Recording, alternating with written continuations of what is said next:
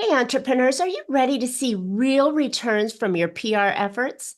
Imagine turning every media appearance into a profit-generating machine. Our latest episode reveals the secrets to achieving just that. My guest, Mitch Carson, has mentored CEOs, speakers, authors, consultants, and coaches to share their message and business objectives on an international level. With notable clients like Mark Victor Hansen, Chris Okazaki and Dan Kennedy. Mitch has shared stages with global icons and even guarantees TV network interviews. Don't miss the chance to transform your PR into a tangible ROI. So tune in now and make sure you're going to get your media presence to truly pay off on today's Profit with a Plan podcast.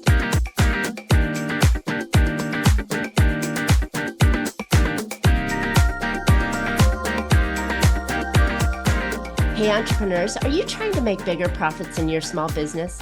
If you're like most of us business owners, increasing your profitability is always on your mind, and you're probably looking for ways to grow your revenue while growing your company. Well, you found a podcast that shares ideas to help you do just that. I'm Marcia Reiner, known as the Profit Booster and a business growth strategist. I've helped tons of small business owners to establish and implement a tangible plan that guarantees increased profitability, guides your growth, and plans for your future exit. Because building a highly profitable and sale-ready business creates a win-win scenario. That's more money now and a windfall when it's time to let go. And I want to share strategies that I've learned with you on today's Profit with a Plan podcast. But before we get started, I have something special for you. Think about if you ever wanted to supercharge your business, avoid those profit plateaus, operational headaches, or those growth roadblocks. Well, I've created a brand new Profit Booster playbook just for you. You'll uncover 3 essential strategies and the quick way to take action on them.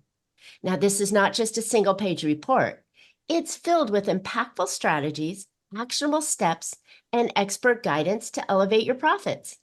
Go download this free playbook at boostingprofit.com.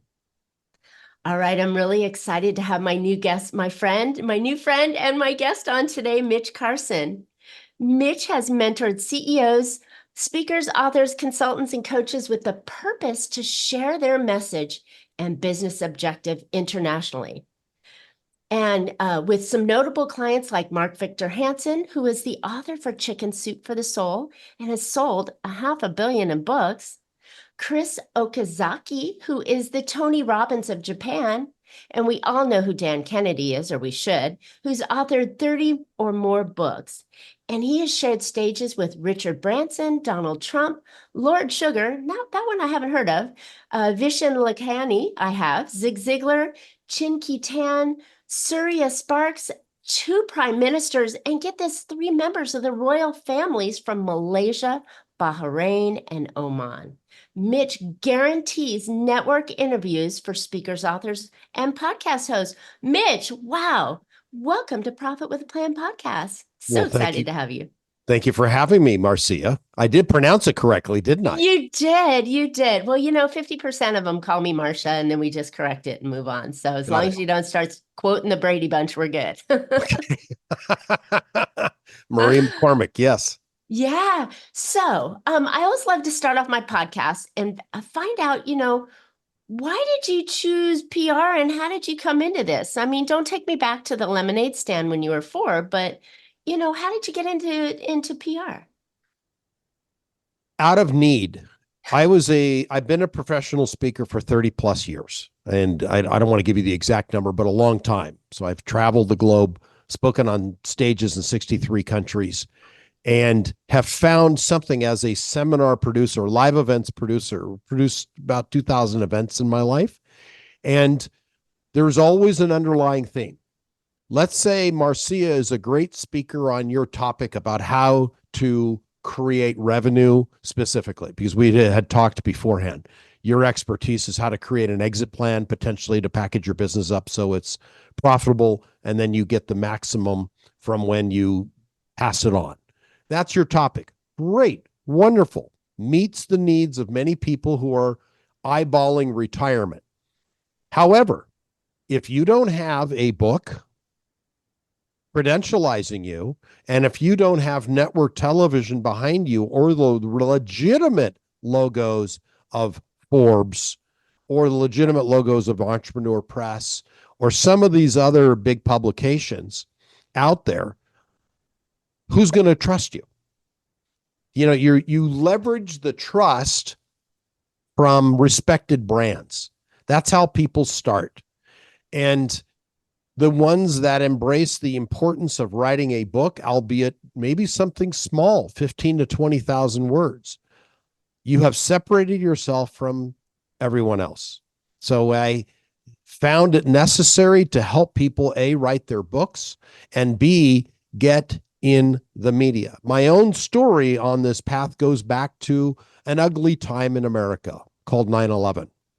I had never worked with a publicist up to that point, but right after it happened, so this is 23, almost coming up on 23 years now, it happened in America. As anybody who's listening to this, I mean, it was a worldwide event, but it really hit home with me, probably did you. I was living in LA at that time. And what happened after I watched the repetition of the planes and that horrible experience, out of pain, you have to seek a solution or pleasure. And the pleasure I was able to derive was putting Osama bin Laden's face on toilet paper and putting a terrorist where it belonged on our buttocks. And that was the solution, because my first reaction at that point was I was way too old, but I was thinking, oh, I should go enlist in the Marine Corps and get it. All these crazy thoughts went through my head as a proud, patriotic American. So what I did was the smart thing. I hired a publicist to help me market the sale of these toilet rolls that I sold worldwide. And she got me in front of newspapers, magazines, televisions worldwide by sending out press releases and publicizing the sales, because then all the profits went to the American Red Cross. That was my end around. So I used media. And how did I bolster my credibility? I leveraged the most important charity at that time, where the people were injured. So there's the lesson. You piggyback on a current event. That's called good timing. That's newsjacking. Correct. It's newsjacking. It's exactly the term. I was jacking the news. That may sound funny, but I was jumping. I like to say piggybacking on the news cycle at that moment. Heightened emotion. It wasn't about the latest AI widget, which has lost a lot of its muster. It was big in the beginning, and that's why I produced events on ChatGPT, and I leveraged the media to credentialize myself, wrote a book on ChatGPT to do that. I jumped on the phenomenon when it came out. But going back to 2001, I knew the importance of, as an American, to help. So what would be a better way than to give money to the American Red Cross? And how I sold my products was, this is why you should invest in these toilet papers. It's not just because it's a keepsake, putting Osama bin Laden's face on your buttocks to wipe away terrorism. You are contributing to a good cause. That's how I got tremendous attention worldwide. And what a great tagline. Yes. And that's my copywriting background. To use that. I love it. Yeah. I love it. So I think that the audience, the business owners that are listening today and the audience that are listening today are thinking, wow, that's fantastic. But what if I don't have a product that chases, newsworthy trends, but it's got my company who's been around for, a dozen years, and I'm trying to get to the next level and grow? How could I use PR? And by the way, as we segment from your lovely story and I had no idea you sold the toilet paper with. Yeah, that was me. That's hilarious. I remember that when it came out. So that was me. That's a great story. But with that, how does everyday business owners utilize PR though? It's a great question, and I'll say there's a universal wrench for every issue. How you leverage what's going on, a couple ways. I mentioned newsjacking, as you did too. You chimed in right away. It's piggybacking on a trend. Google Trends can help you. You can write articles about what's trending and maybe identify what's appropriate for your business. Let's just take an example. Maybe one of your clients owns a plumbing service. It's not just Butt Crack Bill. It's all of the people that are associated with ABC or Acme Plumbing who's got out there. And he's been running this business. He inherited it from his dad, and he chews tobacco, and he's looking to rebrand. He's hired you to help them with their overall business strategy because he's getting close to retirement and he wants to handle it to Bill Jr., Bill the third. Bill bought it. He had a butt crack. Bill too has one. Bill Jr. has pulled up his pants. So he's the last person that's going to take this to the next level. And he has creative ideas. He says, Papa Bill and Grandpa Bill, who's still around sitting in the rocking chair, I want to take this and integrate some greater technologies and embrace media. Well, we don't need that. We built it the old-fashioned way. All right. Well, we're now in 2024. I've hired Marcia Reiner, and she's going to help us take it to the next level. And I want to embrace media. I want to go beyond just that social media. If the tobacco goes out, I want to embrace social media. And I also want to get us on network television in the local market. I want to write for the local publication about what they can avoid so they can save money on their plumbing bills when the cold comes, assuming they're in the cold country. How do you avoid freezing pipes? All of these things, and content is king, Daddy Bill and Papa Bill. And I need to go down that road if we are truly going to give ourselves distinction in the marketplace. So what is it? What is the distinctive moment for you as a plumber? And this is about as ordinary and boring a business as you can pick. Electrician at least has some spark to it. But a plumber, I know I'm full of puns. A plumber couldn't be more boring but necessary but extremely profitable. Nobody wants to clean out pipes and be backwashed with what debris is in there. I'll forget the S word, but it's necessary. And if you are sexy, there was one plumber, for example, and I'll give this as an example. He said he used a tagline in LA. I think it was something Diamond Publishing. He said, we are on time. Here was a unique selling proposition. And I would recommend everybody have a great, strong, unique positioning statement, their UPS or unique selling proposition, such that people remember them. But this particular plumber, because I'm always thinking about ads and hooks, was very effective because I talked about the butt crack a couple times, and our plumbers pull up their pants and they smell good. We are the smell good plumbers. Nobody will smell like BO, body odor. They will smell good. At least they're going to put on high karate or brute or some English leather, whatever it is. English leather, I think, was the old cologne that they used to use, but they smell good with body wash. They pull up their pants and they'll be on time. Three criticisms of plumbers. When people talk about them, they're always late.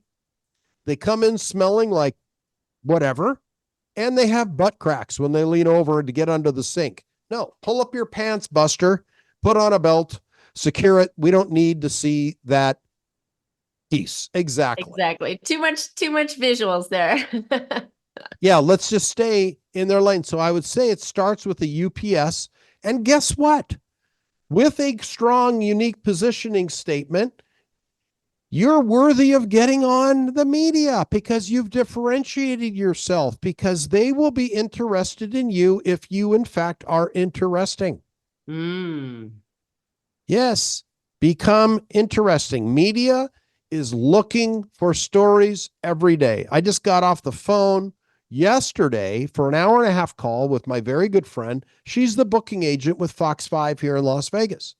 I have relationships with all the stations because I'm in there with my guests all the time, packaging them up. So what do you look for? She says, it's so crazy. We're so hungry for good content. It's all about how they pitch themselves. Are they relevant? Have they written a book? What is unique about them? Are they doing any charitable work? hint, hint, hint. Charity is important. Give to something that people are paying attention to that also elevates your perceived value, because perception is reality. Do you want to walk in with a badge saying you're a member or a contributor to the American Heart Association, Cancer Association? All of us have endured a family member or a loved one who has suffered from one of those two. And are you a contributor? Are you part of that? Do a part of your proceeds go to support this venture? That's a takeaway value tip that they can get an ROI on.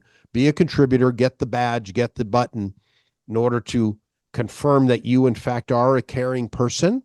Because people at the end of the day, Marcia, do business with people whom they like.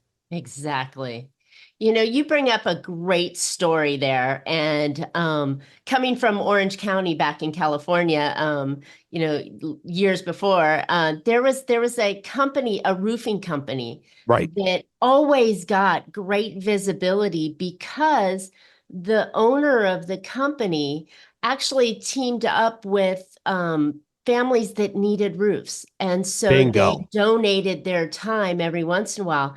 And you saw them on TV anytime they're doing a school drive, anytime they're doing something to give back to the community. And this roofing company, you saw them everywhere. Not because they had 1,000 trucks that were out there, but because they're in your viewpoint now, because you saw them on TV. and they're heart-centered. Something good, like you said, Mhm. and therefore they get that goodwill that is huge in the Huge, marketing area. huge. And it's local. It's not a national thing. It's a local. They're helping families. These are helpers. And guess what happens when 3 bids come in for replacing their roofs? And they're all similar. Let's say they're all within a couple $100 of each other, because roofing is a big investment. And this one company is charitable. Well, I want to be involved with Bill's roofing company, not Bob's or Bonnie's, because Bill's has been on the TV. He's already been credentialized. I therefore trust him more. He's a little bit more expensive, but so what? I won't eat out at the fancy dinner this weekend. I can cook at home. That'll make it the difference. And I'm supporting a good cause. He helped the local kids. He helped the local family that was on public assistance. He put it on their home. They were hard hit because the father passed away suddenly and the money wasn't coming in, and they helped out. I want to help him. That's the conversation that goes on in the mind of the consumer. You may not even be aware of it, but what is the conversation going on in their mind? Mm-hmm. If you have that information, you are dialed in. PR can accomplish that. The right positioning, just like you said. Sorry. Go ahead. I was going to say, just like you said. I was just going to say that is great for understanding your ideal customer, but then to have that connection to the media, right? Yeah. Like you said, news organizations need stories. Like, they do. Tons of stories every day. And if you could have one of those good, do good, feel good kind of experiences, or your current, like right now we're in back to school time. So if you do a backpack drive, or if you did something where you could get visibility, they're going to be dying to have you on the show. Exactly. Now, let me ask a question. How valuable would it be for this roofer, or how was it, if you recall, because I know that certain boxes are going to be checked, and your listeners can do the same. When they're on this, it's a PR effort. They probably hired a PR agency that was using this to get them positioned. Most roofers, it's a boring business. It's just like plumbing. Less frequent than a plumber, because plumbing has more issues on a regular basis than a roofer, but it's usually a one-time investment in the life of the home. And a big expensive too. Yeah, huge. 30, 40,000, sometimes more, depending on the square footage of your home. Did you see, I'm just going to call him Bob again. I'm just picking an easy name, Marcia. Did Bob have his wife and or kids in any of those publicity? Of course he did. Showing, yeah, it's family. Not him. family sells. It's how do you project? You trust him. And he goes to the local church, whatever it is, all these things. He's tied to the community versus Slick Steve and his Corvette with moosed up hair, and he's got hot Trixie in the seat next to him with the latest plastic surgeon additions. That's not going to engender much respect in the marketplace versus Bill, who's got his family, he gives to the charity. And even if Slick Steve is less expensive, and if he's promoting, we have the lowest prices guaranteed. The decision maker in the house 80% of the time is the woman. She may not be the head of the house, but she moves the neck. And she's going to manipulate her husband nicely. I'm not saying manipulate is a strong word, but turn his head to the reality. I want to use Bill because she's going to lobby for him. Steve, who doesn't watch TV, is out there making bacon, bringing it home. He doesn't want to have a fight with Marge. Okay. He doesn't want to fight with Marge, but she's been so sold on Bill because of the community. He's got his family. He goes to the same church and it's slightly more expensive. She's going to beat him down because she's already made the buying decision here. And then she's controlling that credit card. And in her heart, yes, she has got it. She's bought in. He's one of us. He's a family man. Steve is too slick. He's got veneers on his teeth. I don't like him. He's got Trixie, his girlfriend, with those fake things. And I don't want to be involved with that type of element. He's too slick. And if he's that cheap, he's cutting corners. These are the conversations when in fact, he may not be. He may be just less. He's got to pay for the vet and Trixie's next surgery, but he's certainly there. And it's all a matter of perception, and perception matters because 91% of the buying decisions are based on value. 9%, it will always be on price. Can't get around it. You know what? And I think that's it. A lot of businesses forget to come back in and look at what they stand for, right? Right. Now, this isn't a PR gimmick, right? That you're going and chasing, school buses or doing the right stuff. It's because that's what you believe as part of the community, and business owners are part of the community. Indeed. And the more you can get involved with that, the more you can ride on the coattails of the community to help elevate your business.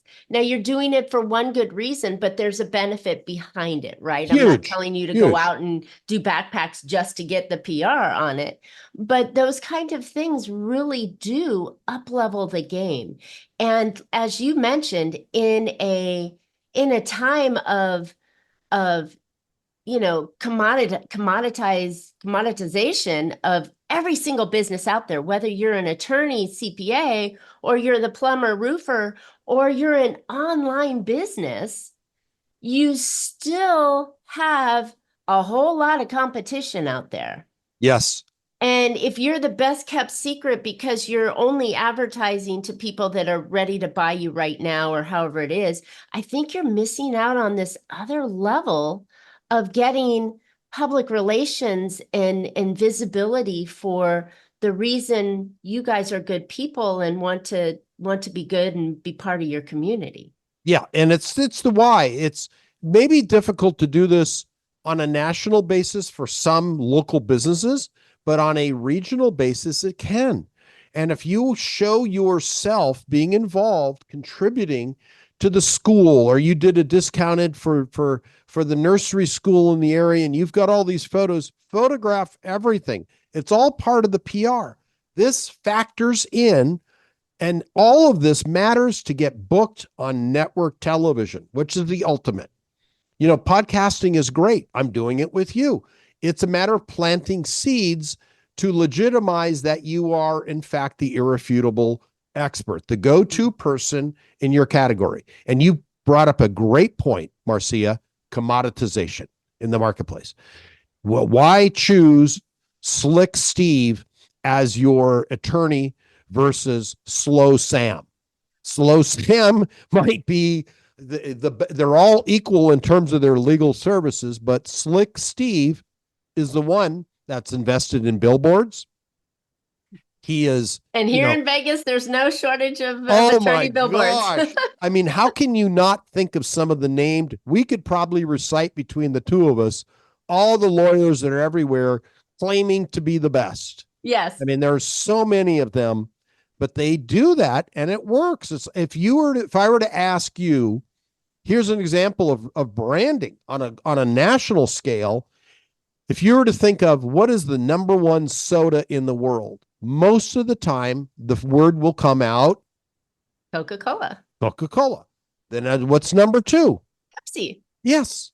They bought that real estate in your brain. Same as mine. That's called branding.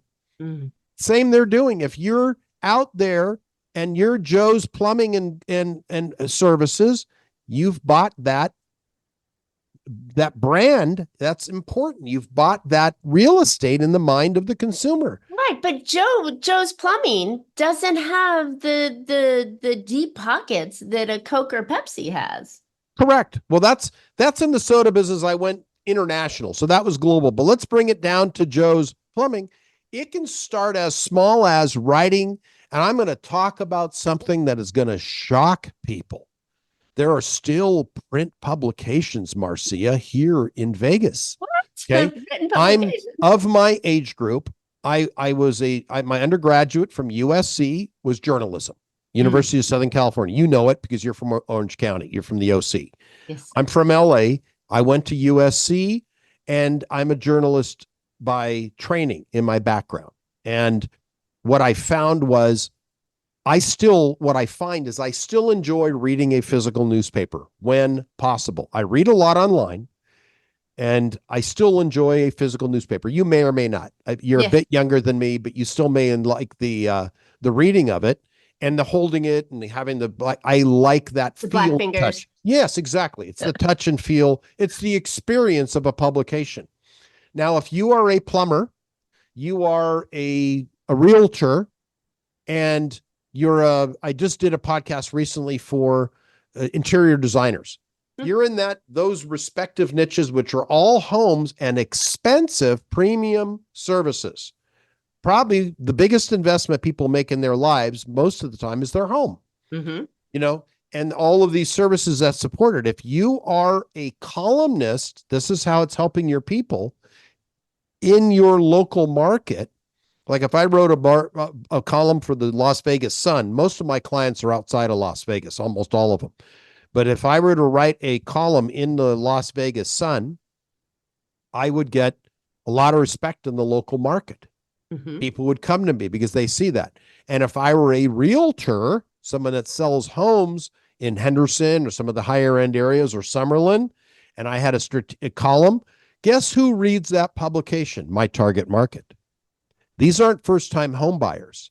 These are the people that are baby boomers of my age generation who have money.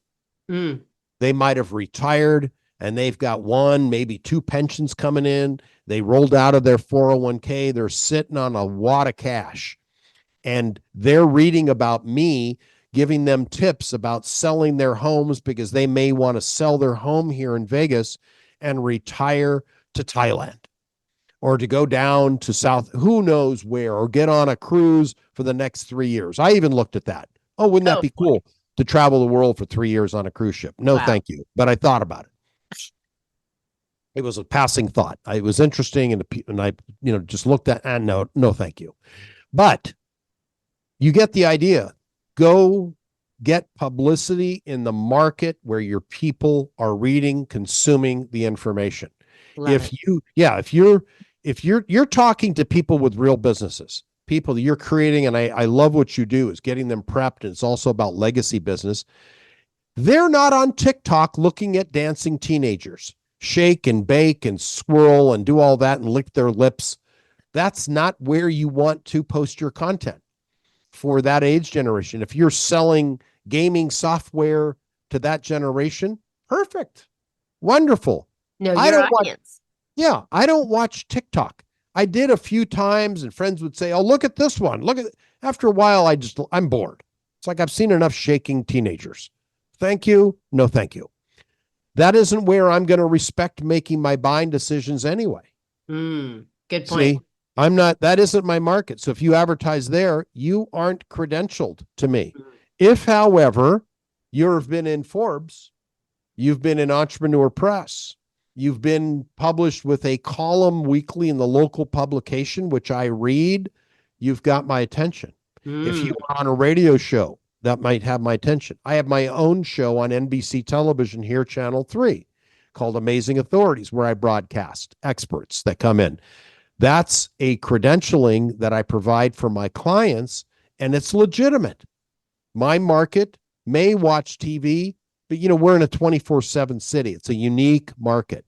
People may look at it like when I was having my Lexus serviced, I was watching TV sitting while they're preparing my bill. And I was able to watch Channel 8, all these live stations where I take people to go do that. It's about credentialing, but you've got to be advertising / present, because PR is advertising, just reframed, in the market where people want to consume that information. Love it. Love it. Mitch, this has been so valuable. You've really opened our eyes up to the different kinds of PR and through stories, and how business owners can really put this into their business in ways to get visibility, right? Get known, Right. get that credibility, that authority, and separate you from the pack, because there's a huge amount of people there. So, Mitch, I mean, we can go on for days, I think, talking. Yeah. That's why it's like, and then you're right down the street. So we're going to have many, many, many more conversations. But I think for our audience here, they're probably thinking to themselves, well, how do I do this? Right. And so where can listeners find out more about you, about creating the PR that they need to separate themselves? Okay. If they're interested in booking a free session, which I normally charge for, but they can have, if they want to talk about their whole media outlay and listen to what I offer, great. Will I pitch you hard? No. Will I make an offer to you? Yes. I'm a businessman. I'll show you what's available if it makes sense for you. And I'll also advise you that it's not, because I'm very selective. If you are an employee of a company and you're listening to this, you probably aren't the right fit for me.